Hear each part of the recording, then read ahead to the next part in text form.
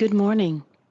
On behalf of the NC Chamber, welcome to part two of A Stronger Workforce, the business case for second chance employment. I am Janelle Boyd with the NC Chamber. All attendees are muted to avoid any distractions during today's presentation. If time permits, we will answer as many questions as possible at the end of the presentation. If you would like to submit a question during the meeting, please use the question and answer box. Please do not use the chat box. You may upvote the questions you most want answered by clicking on the thumbs up for that question. The questions with the most votes will be answered first. The recording of today's webinar will be made available to you via email within 24 hours of the webinar. Now, I would like to invite Sharita Whitaker, Kerry Shad, Robert Bagno, and Tony Regai to join me for some discussion around the topic of second chance employment. Let me introduce our panel. Today we have Sharita Whitaker, an attorney for Smith Anderson. She will be our moderator. Kerry Shad, an attorney for Smith Anderson. Dr. Tony Regai, Education Program Administrator at the NC Community College System, and Robert Bagno, Vice President of Personnel at Fred Smith Company. Sharita, the floor is all yours.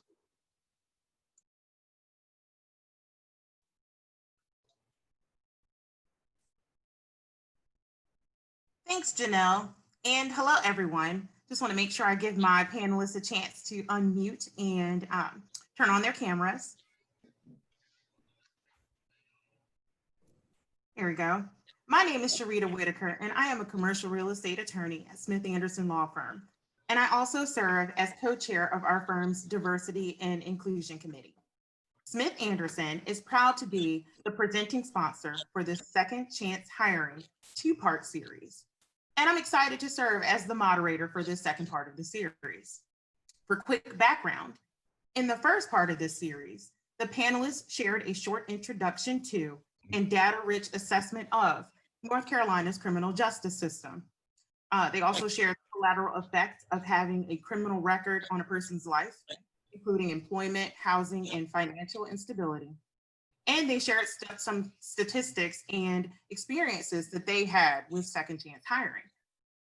In this second part of the series, our discussion will be in a panel format and will consist of 3 segments.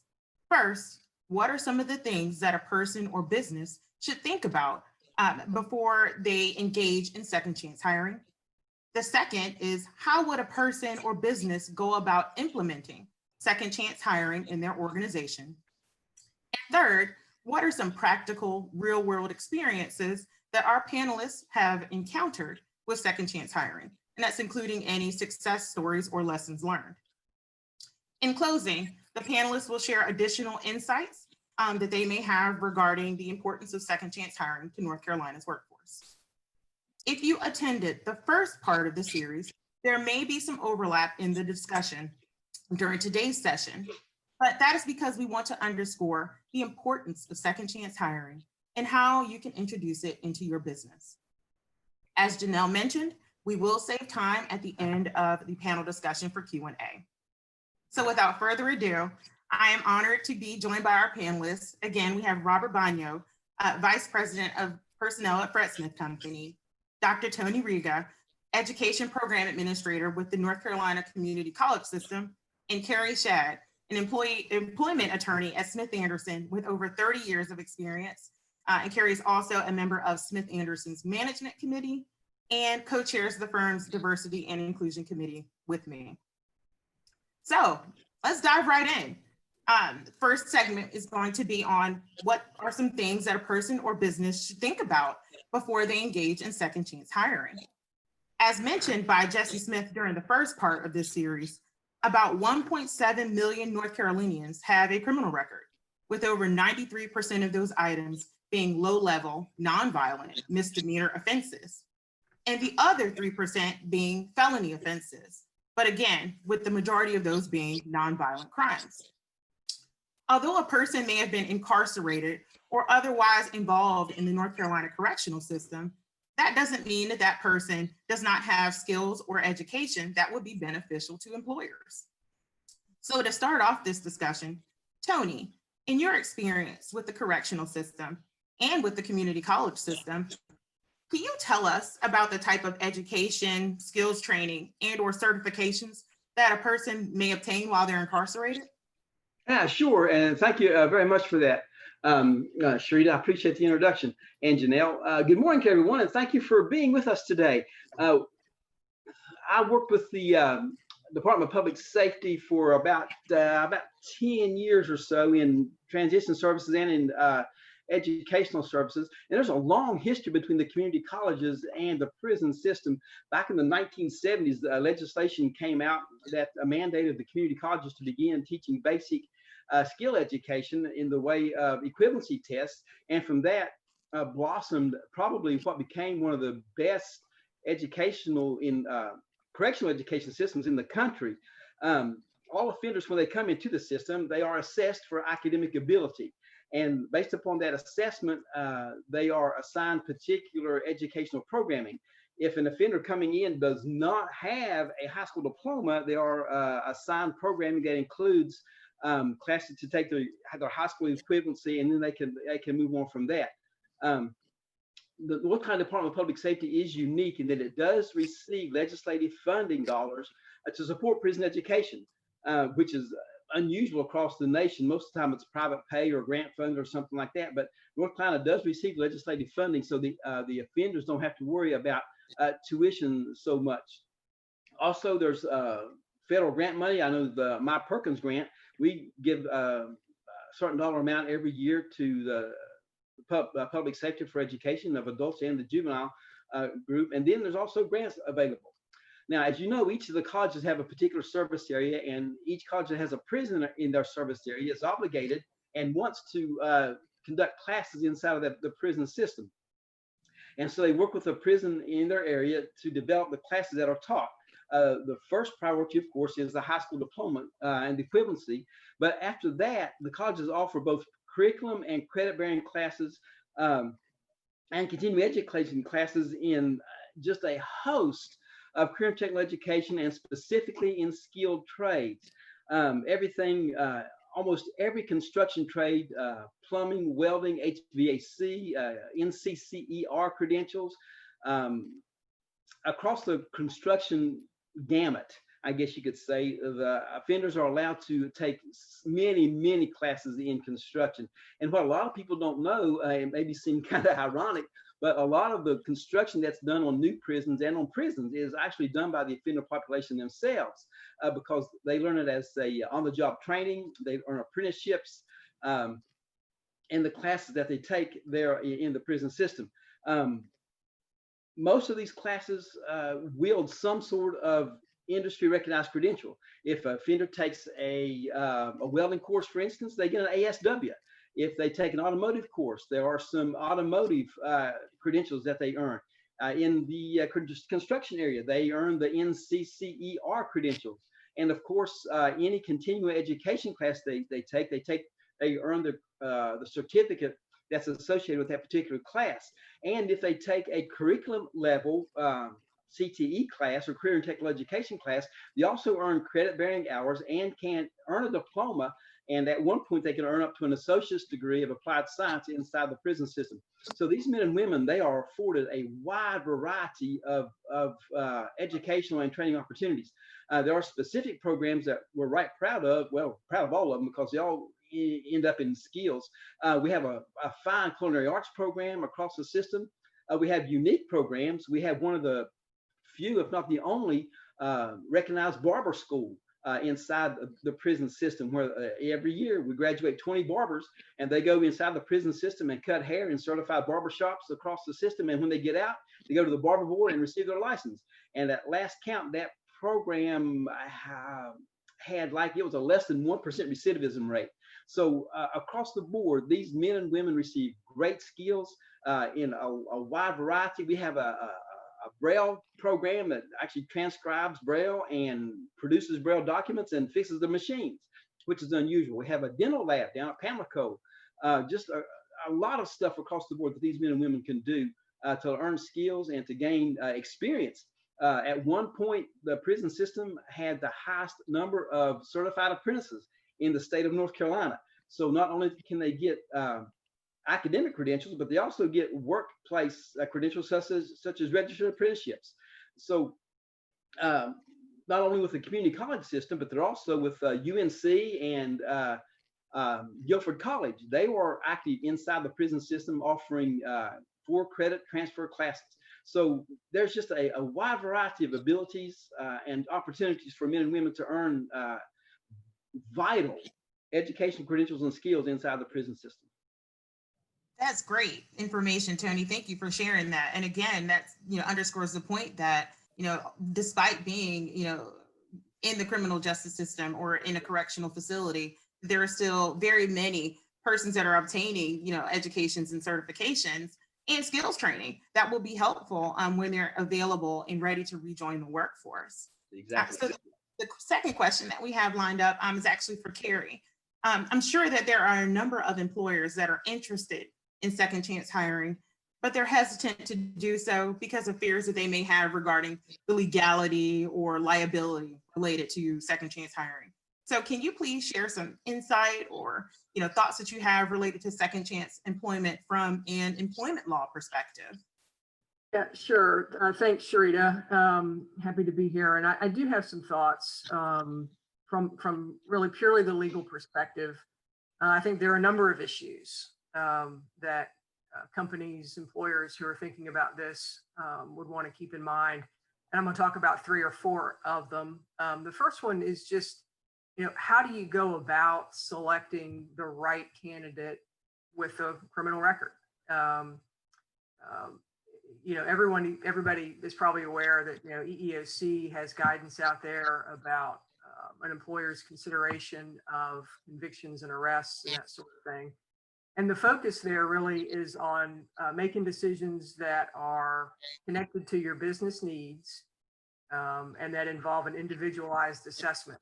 No blanket rules, no blanket exclusions, but really taking a look at the business needs and individual people and not making assumptions. And of course, as in every situation, you need to be mindful to apply your policies uniformly as best you can and in a non-discriminatory fashion. But what does that actually look like in practice when you're trying to do this? 3 key steps, I think. First, you've got to look at the nature of the offense. What was the person convicted of? How serious was it? Does it relate at all to the job that you're thinking about? Or does it really not relate at all?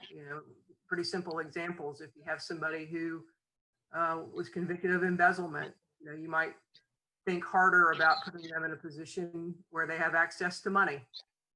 If somebody's convicted of a DWI or DUI, well, you might think twice about putting them in a company car or putting them in a position where they're driving a motor vehicle, things like that. Secondly, I think you need to look at how long has it been, how much time has gone by. Things like how old were they at the time of the offense? Were there other circumstances, life circumstances that maybe mitigate the situation? And there's a whole bunch of other sort of rehabilitation evidence that I think you can consider. And I'll talk back about that a little bit more in just a second. The third thing is obviously the nature of the job that you're hiring for. What are the duties? What are the fundamental requirements? What kind of supervision is the person going to be getting in the role? What's the work environment? Is it outside, inside? Is it a warehouse? Is it an office? Is it in somebody's house? I mean, different things you'll want to think about. So, the nature of the offense, time, and the nature of the job are all important things to look at very carefully. This evidence of rehabilitation, there are a lot of different things that could suggest that a person is ready to enter the workforce or to re-enter the workforce after having been incarcerated. I'll run through some of those. You can look and see, well, have they earned any degrees? Have they taken classes? You can get letters and, testimonials, for lack of a better word, from people who are involved with them while they were incarcerated. Did they get any job training? Did they do any internships? Have they had other employment since being released?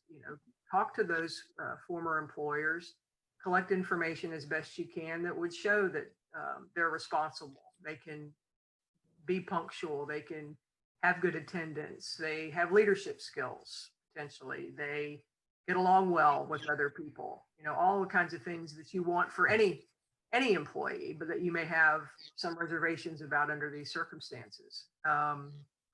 If they've gone through counseling or rehab programs or things like that, you can get letters from people who were working with them in that context that can be supportive. Have they done volunteer work? Have they been engaged back in the community in a constructive and positive way? That can be meaningful information to have. Of course, you can do things also like getting, letters or, even emails from parole officers or probation officers. Clergy or faith leaders can be people who can speak to the character of a person that might make a difference to you. So those are the sorts of things that I think employers can ask for and look at and help them kind of round out the whole picture of the person when you're trying to make these decisions. In North Carolina, there's this thing, and a lot of other places too, there's a thing called a certificate of relief. And this is available to certain former offenders. I think you have to be finished with your sentence for 12 months, and that includes parole and probation and those sorts of things. But you can petition the court if you were convicted of lower level felonies and misdemeanors.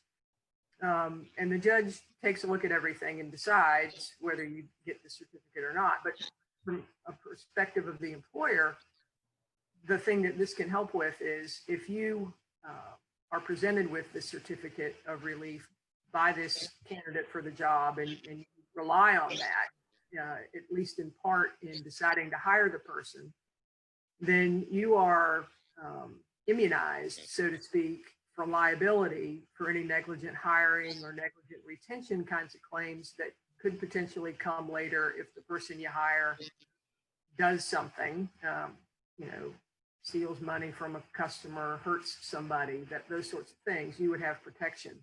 But you have to have that at the time you make the hiring decision for that to be effective. So that's one thing to think about. And that gets right into, I think, the second big concern that employers have is, what about negligent hiring and negligent retention kinds of claims? Do I have liability if I hire a former offender and something goes south? And that's a legitimate concern to have. I mean, I think that's a common concern. But the key part, I think, of mitigating that risk is to go through the process that we've just talked about. Do the individualized assessment, collect as much information as you can, keep the information in your file if you're ever asked about it later. Look for and pay attention to red flags that pop up. And again, consider the nature of the offense and really all the circumstances around it. And if you do those things, you'll mitigate risk of those kinds of claims.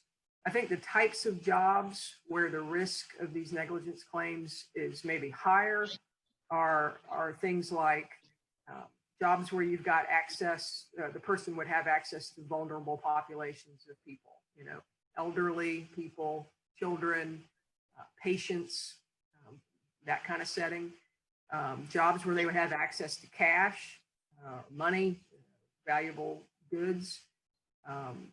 Jobs where they drive motor vehicles.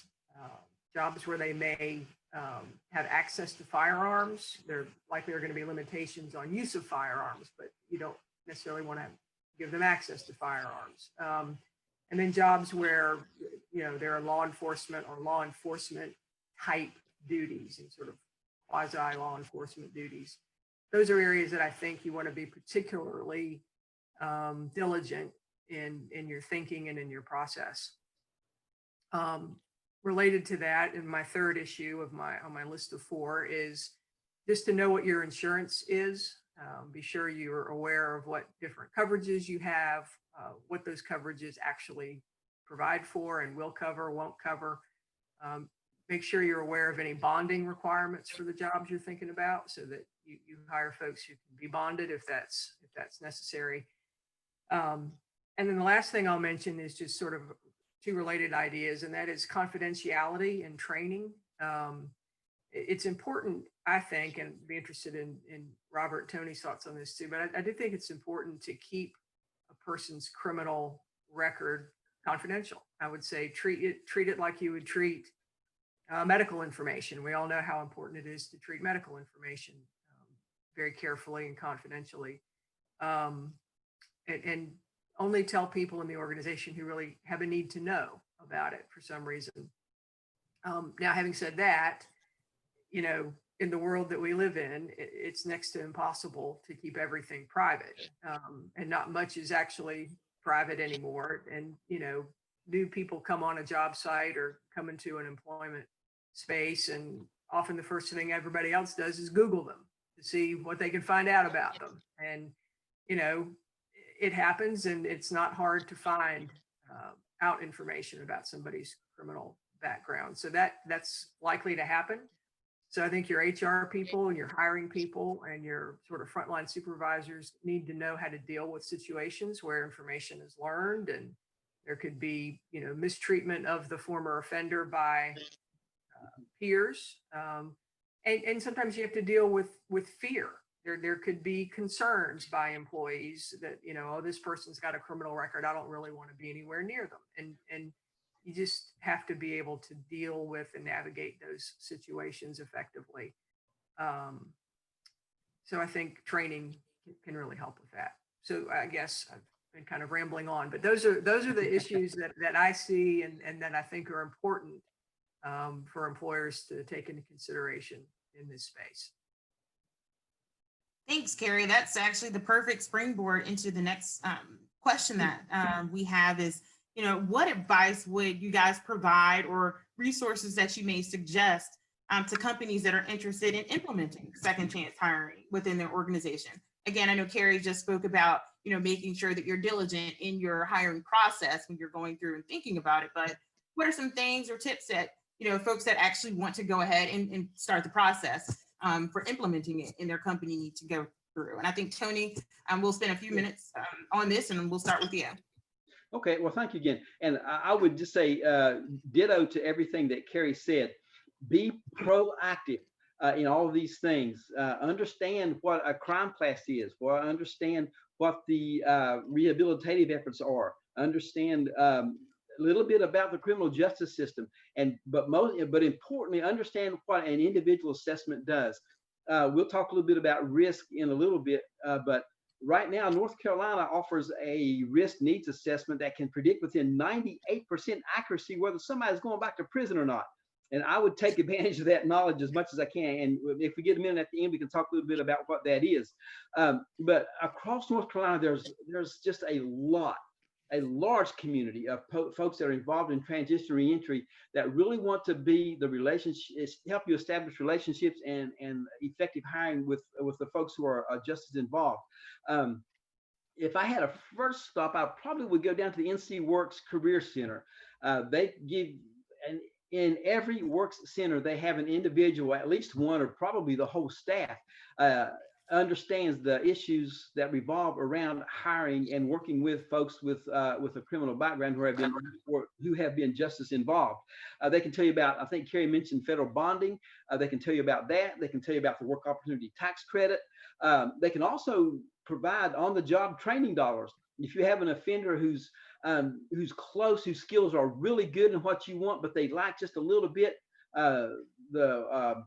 the work centers can actually offer you training dollars to pay a percentage of the salary of that individual for, I think, up to 3 or 6 months.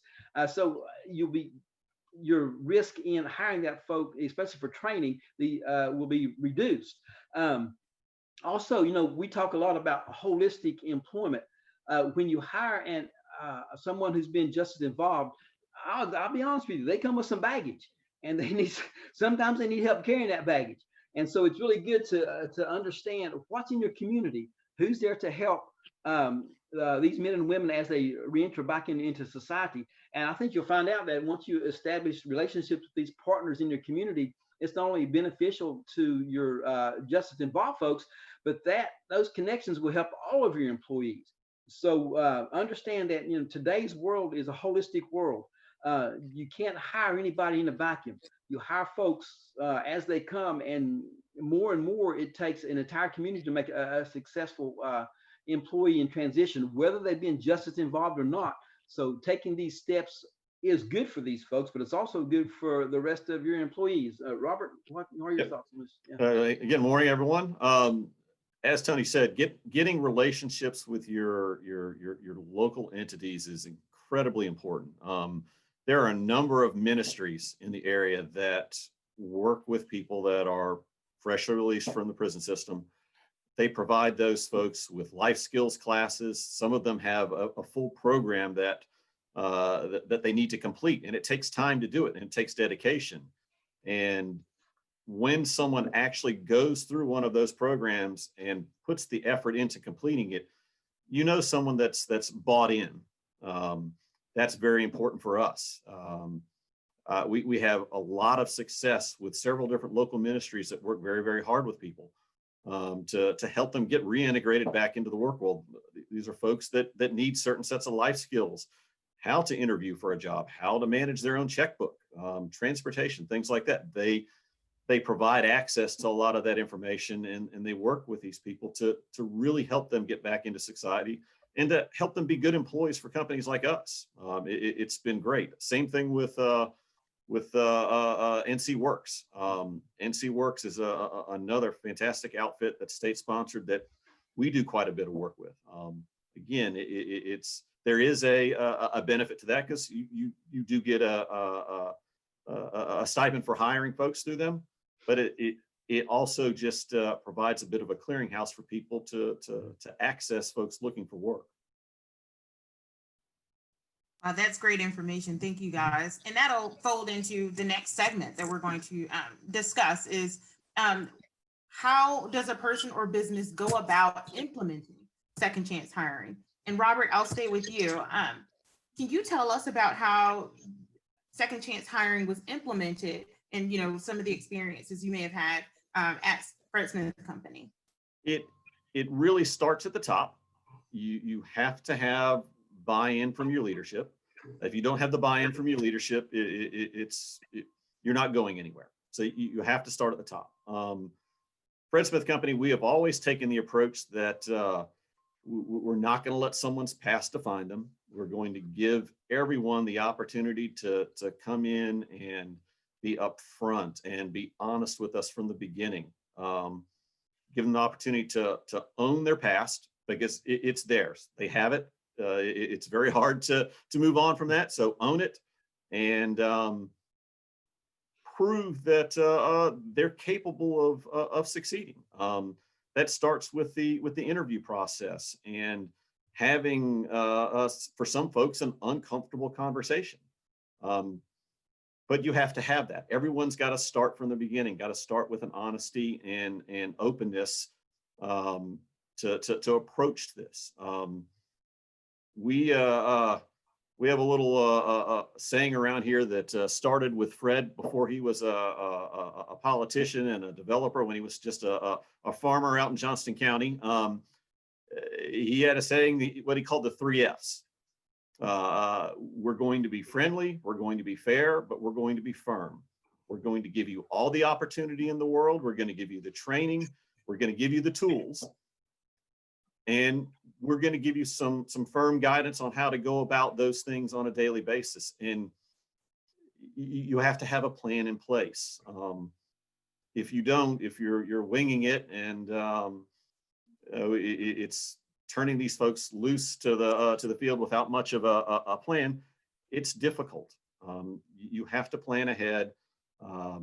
You have to have buy-in from your leadership and just know that with the successes, you're going to have the occasional failure, but In our experiences, we have much more success than we do on the failure side. That's great. We are going to talk about some of those examples in a little bit, but thank you so much, Robert. The next question is going to be posed to the three of you. Do you guys have any tips or advice on what employers should look for when hiring former offenders? And again, I know Carrie had touched on this a little bit earlier, but we'd love to hear, some thoughts from all of you on that particular question. So Tony, I'd like to start with you. Sure. One thing back when I was working with employers and hiring offenders, each one of them had their own comfort level. They said, I could probably handle somebody who's maybe had a marijuana conviction, but I can't handle a sex offender. I can handle somebody maybe who's had a little bit of anger management issues, but I can't handle a petty thief. So each employer, you've got to find your comfort level and start out with that. Find somebody a level you can work with. But then most importantly, get to know the science behind reentry. As I said before, the risk needs assessment is a vital tool. Each offender justice involved person who comes out of prison and has a probation officer will have a risk level. It will be between 1 and 5. 1 is the highest risk and 5 is the least high, the lowest risk. Ask the person, what is your risk level? If they don't know, get their probation officer to know, because they take the assessment once they enter probation as well. And that tells you, first of all, what the risk level is, and then find out what the needs are. Why are you a level 3 offender? Do you have substance abuse problems? Do you have anger management? Find those things out and be careful. You got some HIPAA laws you got to kind of, dance around or just work with, not dance around, but work with there, and find out what those are. And then once you find out what the risk level is and what the needs are that will reduce that risk, start working with that person and put him in a job that fits their skills and qualifications, and start working on that holistic piece that we can say, okay, and make a deal. I dealt with offenders. I may deal with offenders all the time. I said, okay, I will sign you up for this job and I will introduce you to this employer if you go to your AA meetings. And once you exhibit a couple of strong weeks at AA, then I will introduce you to some employers and make those kinds of deals. I will hire you and I will keep you on probation for X amount of days. But in those days, you've got to show me that you are working hard for your rehabilitation. So know what the science is, know what the risk level is, what needs, address that risk to reduce it. And also understand what, like Robert said, understand what it means to successfully complete a rehabilitation program. Do they have to do anything? Is there something that costs them to be involved in that? The best way to reach success is to find what that intrinsic motivation is for that offender to change. A lot of these, and the negative aspect of saying, well, you don't want to go back to prison, do you? Well, no, but that's a negative goal. You want a positive goal of a motivation that they can work for and make them work toward something that they want to do. And then you might want to know some basic knowledge about the criminal justice system in North Carolina and the probation process. What does a violation mean? What does it mean? How far down the road towards a violation is this person you're hiring? So just get to know those few things, and I think you'll be a long ways in successful hiring of offenders. Robert or Carrie? Sorry, I took too long. You can't ask enough questions. Yeah. As part of the interview process, you can't. You have to get to know the folks. I'm not looking for the person that's going to walk in my office and say, I'll do anything for a job. Yeah. That's probably not the person I'm going to be looking for, because that's someone they're not looking for a career. They're not looking for an opportunity. They're just looking for something to check a box and take care of something they've got to deal with a parole officer. I expect honesty. I expect to understand the challenges that these folks face, because they have transportation issues, they have courts, they have parole meetings they have to attend.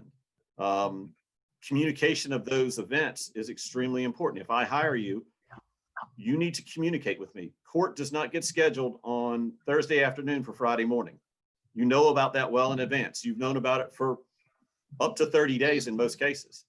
let's talk about that ahead of time. Let's schedule. We tell our employees, schedule your lives because we schedule our work. You're all adults.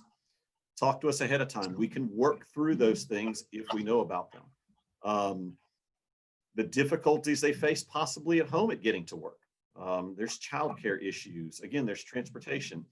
We're going to ask as many of those and try to identify those up front so that we can make good decisions for both the employee and for us. Carrie, did you have any thoughts that you wanted to share as well? The only thing I would add is I think it's probably really important to know what kind of supervisor your folks are going to be placed under and make good matches there.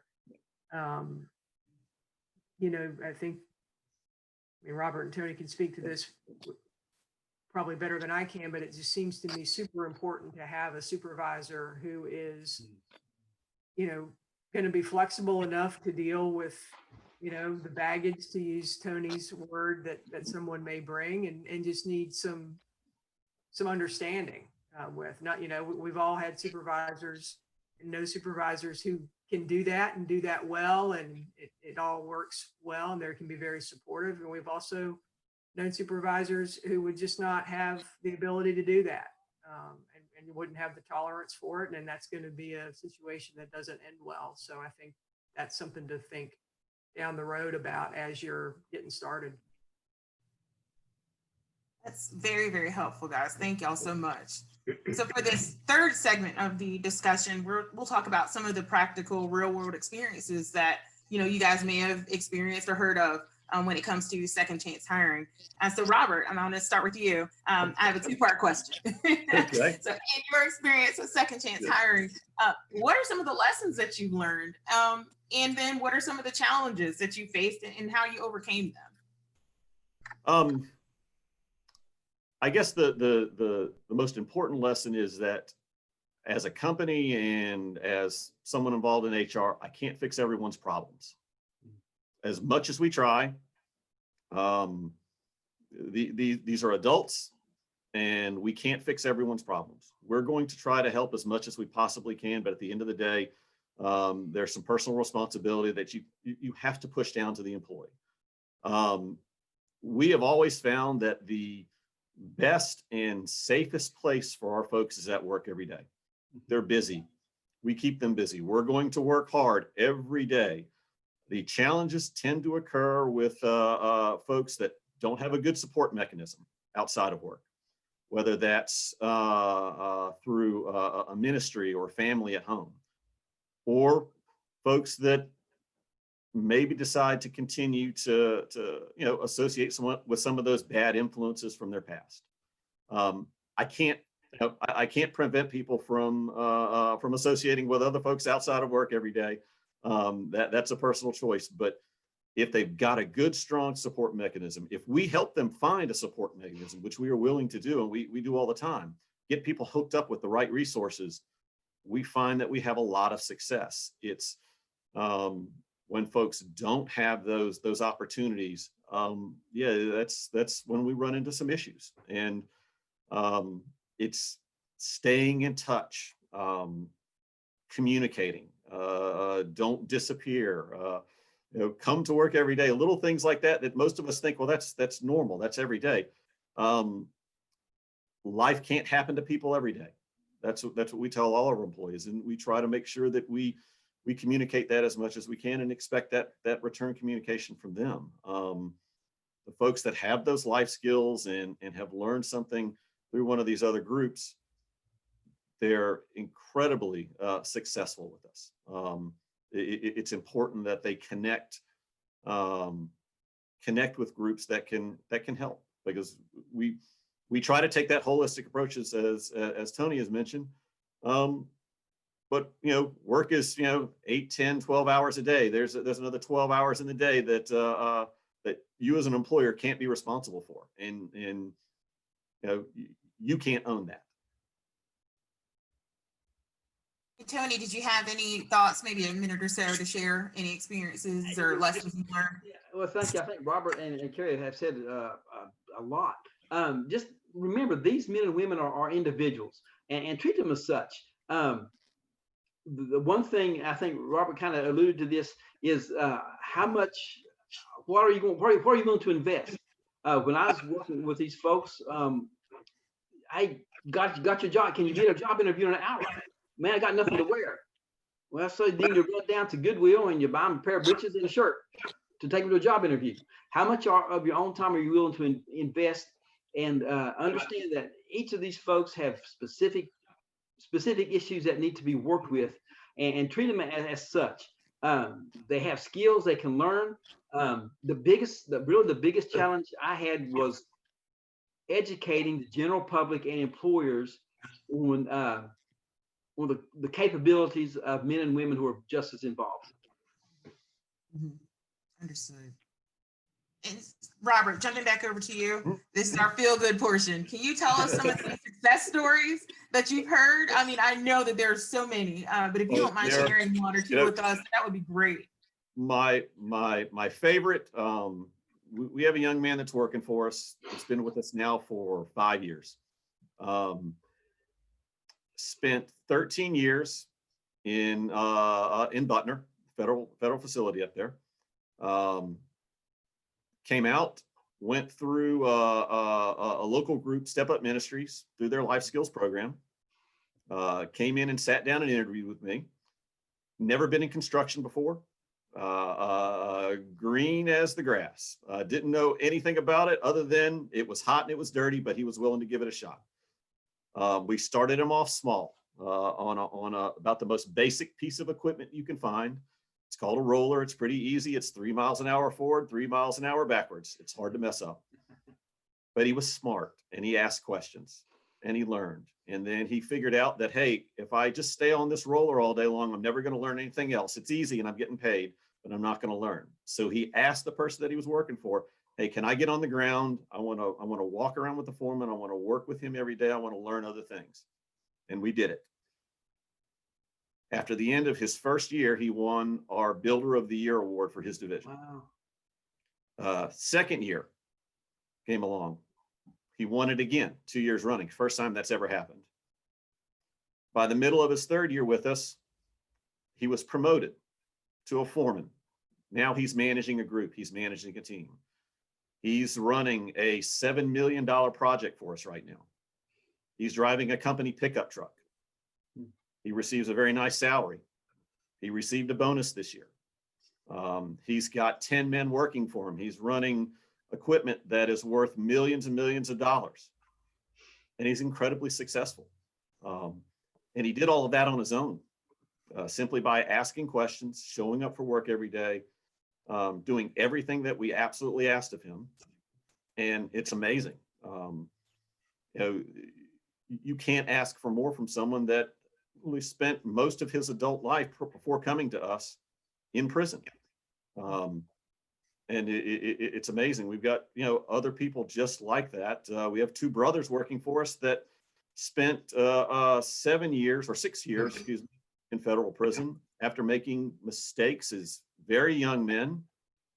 They did some schooling while they were in prison. They came out, started out in our field. Were very, very intelligent guys. Both of them moved into office positions.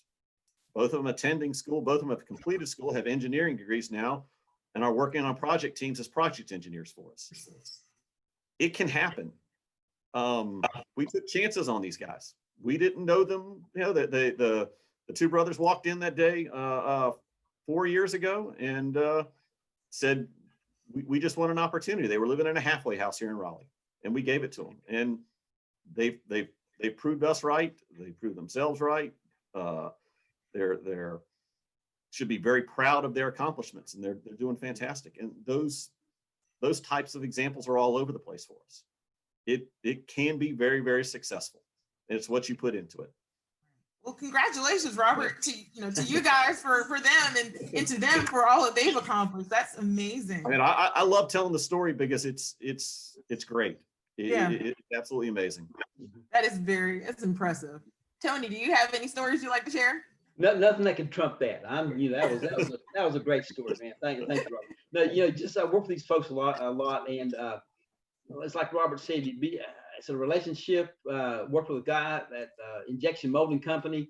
I got a call and said, man, this guy's really messing up. Can you come out and talk to him? Went out and talked to him, and within a month, he was line for him. Worked with a lady who began her college education inside of prison, and when she got asked, first call was to me. She says, how can I finish my degree? And I think Robert said, just give them a chance. If they have the skills, give them a chance. And I think that second chance will be, hopefully for the 90% of them, will be the last chance they need. Oh, that's amazing. Oh, that was a good quote. I feel like I need to write that one down. Yeah. Well, thank y'all so much. So this last question is going to be for all of you. So during the course of this discussion, we've kind of established the business case for second chance hiring and how to implement it into your organization. But in closing, can you please share some of your thoughts on why second chance hiring plays such an important part in helping to grow and strengthen the workforce here in North Carolina? So Carrie, I'd like to start with you, and then I'll jump to Robert and Tony to give you an opportunity to share your closing thoughts on that question. Sure, thanks, Sharita. I guess just from kind of staying within my lanes as the lawyer person here, I think from the employment law perspective, it really just comes down to doing the basics the right way. All the things you do as an employer, otherwise, how you hire, otherwise, do those things the right way, with just maybe a little bit more diligence, a little bit more thinking about it. But I think for the right company, with the right job opportunities and the right work environment, there's no reason that this can't work and be a very good business strategy for companies. So there's no legal reason that it can't work just fine under all the right circumstances.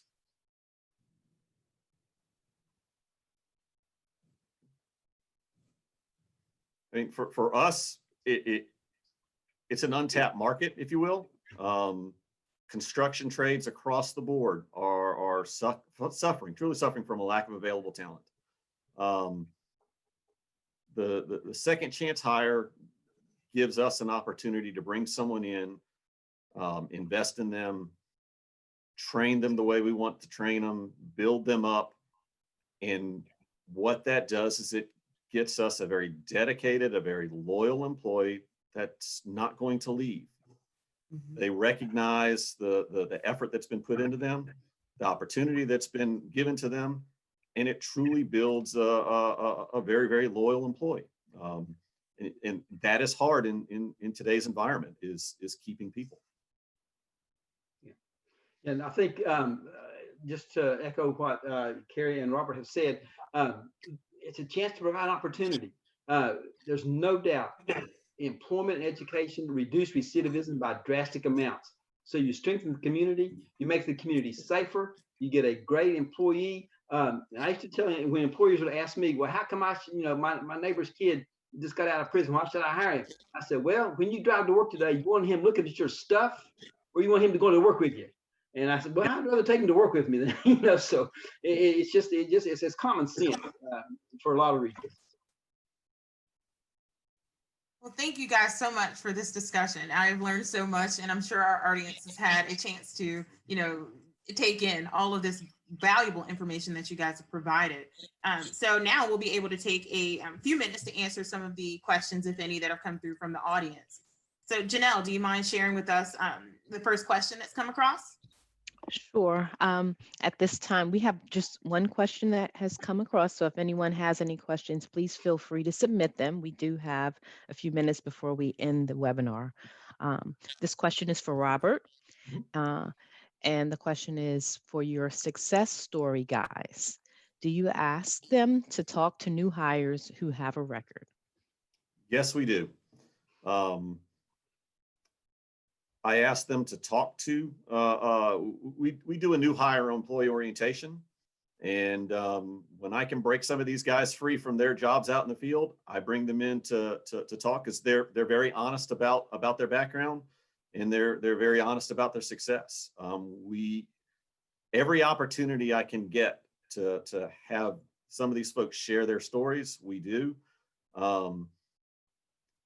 I also use their success as a breeding ground for bringing in some new employees, because they've been through the process.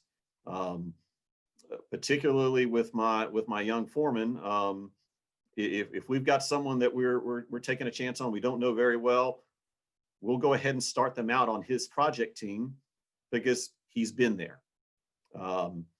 And we'll have an employee work with that particular team for 3 or 6 months before maybe moving them off to someone else. Having that similar experience and like background definitely helps, and it does help to communicate that. Thank you for that. Still no other audience questions at this time.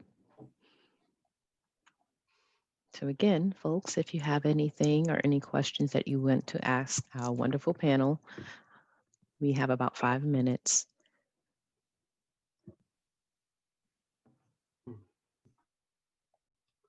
I think we just have a quiet group today. We do. Well, But one again, if there question are just any came in. other- Yep, Oh, one good, question just- good. Yay. Okay. All right. So, the audience member is Tom. He says, we use work release inmates, which provide us the opportunity to get to know potential employees. Does Fred Smith do the same? We have not used work release in employees in the past. Not for any particular reason.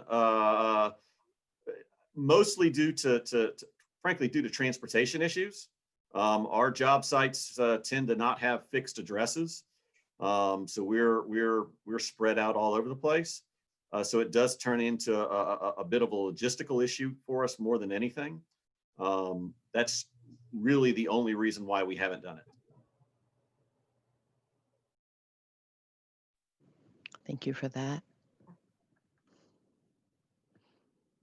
I think we don't have any other open questions at this time.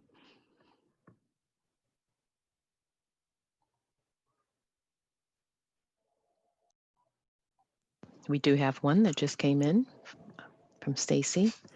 Any recommendations on how staffing services can approach this conversation or implement second chance hiring?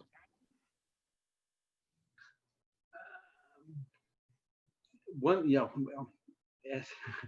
Coming from my background kind of varied. If you want to introduce this to your employers, lunch and learns. I mean, if you feed people, they're going to come, and then give them some good information, and they'll walk away with a full belly and a full mind. Those are good things, and always reassure your employers that it's not a one and done deal. If you hire this fella, you're never going to see me again. But no, if you hire this fella, you'll have a resource in me and my organization to help you out to work through any issues you might have.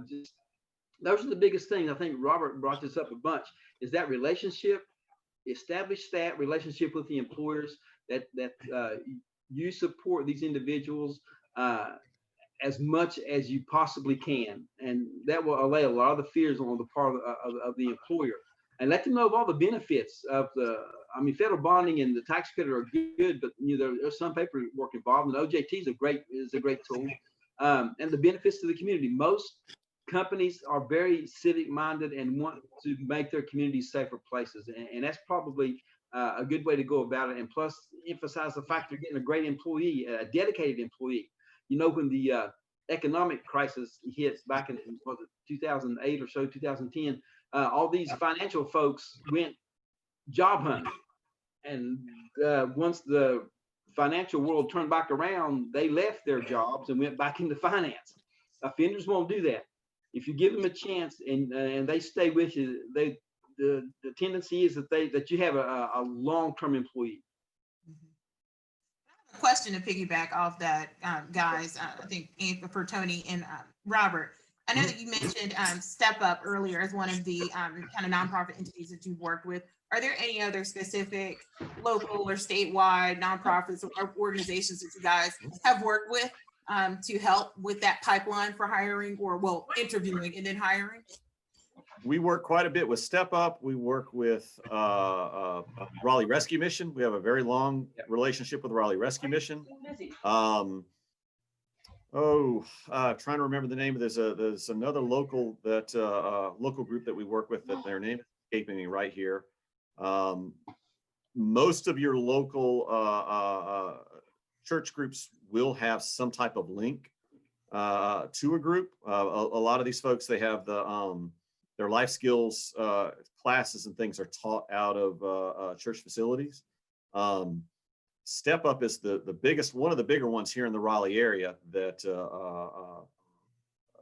we do a lot of work with, but for the life of me, I cannot remember the name of the second one. I apologize. But Raleigh Rescue Mission is the other that we do quite a bit of work with. There's across the state, if just do a Google search for reentry in North Carolina, and there's, I mean, from like they say, from Murphy to Manio, there are organizations in every county. Also, the Department of Public Safety has a resource list on their website, and in that resource list, they mention, I want to say hundreds of folks that are involved in transition reentry across the state, and in 13 life areas, they cover all those life areas. So look in your local area for reentry organizations, and they're there. Robert mentioned Step Up. I worked with him back in the day when I was there, and they've always done a really good job, as has so many folks across the state. But there's a lot of them out there. Mhm, mhm. Robert, were you thinking of Neighbor to Neighbor? No, it's not Neighbor to Neighbor. It's another church organization here in town, and I cannot for the life of me remember the name of their group. There are a number of websites that as Tony mentioned that carry the names of these organizations locally. You can find them there. One of our participants also mentioned that many counties now operate reentry councils, and several funded by NCDPS. Mhm. We have no further questions. Charita? Well, again, thank you guys so much for spending this time with us today to discuss the importance of second chance hiring and making the business case for your business. We hope that you've gained a lot of information that'll help you to either further second chance hiring within your business or to start it if that's something that you're interested in. So again, thank you so much to Tony, Robert, and Carrie for joining us today. Janelle? Thank you. Thank you all for attending today's presentation on a stronger workforce, the business case for second chance employment, part 2. We hope you found today's content valuable. You will receive a brief survey of the webinar via email. We would appreciate any feedback you can provide to allow us to improve these sessions. Again, the recording of today's webinar will be made available to you via email within 24 hours of the webinar. Thank you. Stay safe and healthy during this time. Take care.